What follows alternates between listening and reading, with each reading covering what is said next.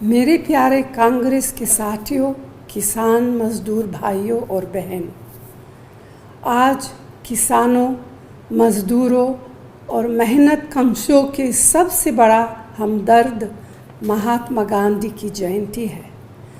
गांधी जी कहते थे कि भारत की आत्मा भारत के गांव, खेत और खलिहान में बसती है। आज जय जवान जय किसान का नारा देने वाले हमारे पूर्व प्रधानमंत्री श्री लाल बहादुर शास्त्री जी की जयंती भी है, लेकिन आज देश का किसान और खेत मजदूर कृषि विरोधी 3 काले कानूनों के खिलाफ सड़कों पर आंदोलन कर रहे हैं।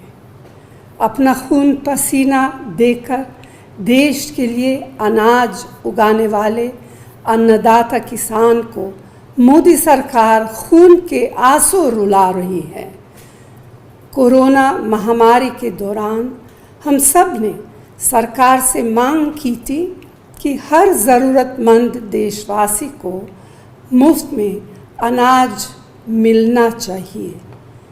तो क्या हमारे किसान भाइयों के बगैर यह संभव था कि हम करोड़ों लोगों के लिए 2 वक्त के भोजन का प्रबंध कर सकते थे?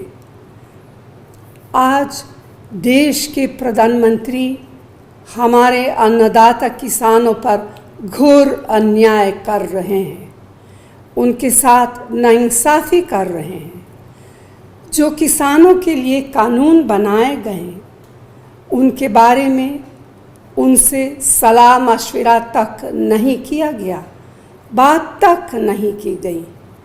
यही नहीं, उनके हितों को नज़रअंदाज करके सिर्फ चंद दोस्तों से बात करके किसान विरोधी 3 काले कानून बना दिए गए। जब संसद में भी कानून बनाते वक्त किसान की आवाज़ नहीं सुनी गई तो वे अपनी बात शांतिपूर्वक रखने के लिए महात्मा गांधी जी के रास्ते पर चलते हुए मजबूरी में सड़कों पर आए। लोकतंत्र विरोधी, जन विरोधी सरकार द्वारा उनकी बात सुनना तो दूर, उन पर लाठियां बरसाई गईं। भाइयों और बहनों, हमारे किसान और खेत मजदूर भाई बहन आखिर चाहते क्या? बस सिर्फ इन कानूनों में अपनी मेहनत की उपज का सही दाम चाहते हैं। यह उनका बुनियादी अधिकार है। आज जब अनाज मंडियां ख़त्म कर दी जाएगी, जमाखोरों को अनाज जमा करने की खुली छूट दी जाएगी, किसान भाइयों की ज़मीनें खेती के लिए पूंजीपतियों को सौंप दी जाएगी, तो करोड़ों छोटे किसानों की रक्षा कौन करेगा?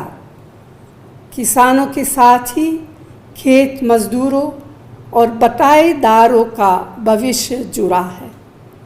अनाज मंडियों में काम करने वाले छोटे दुकानदारों और मजदूरों का क्या होगा? उनके अधिकारों की रक्षा कौन करेगा? क्या मोदी सरकार ने इस बारे में सोचा है? कांग्रेस पार्टी ने हमेशा हर कानून जन सहमति से ही बनाया है। कानून बनाने से पहले लोगों के हितों को सबसे ऊपर रखा है। लोकतंत्र के मायने भी यही है कि देश के हर निर्णय में देशवासियों की सहमति हो। लेकिन क्या मोदी सरकार इसे मानती है?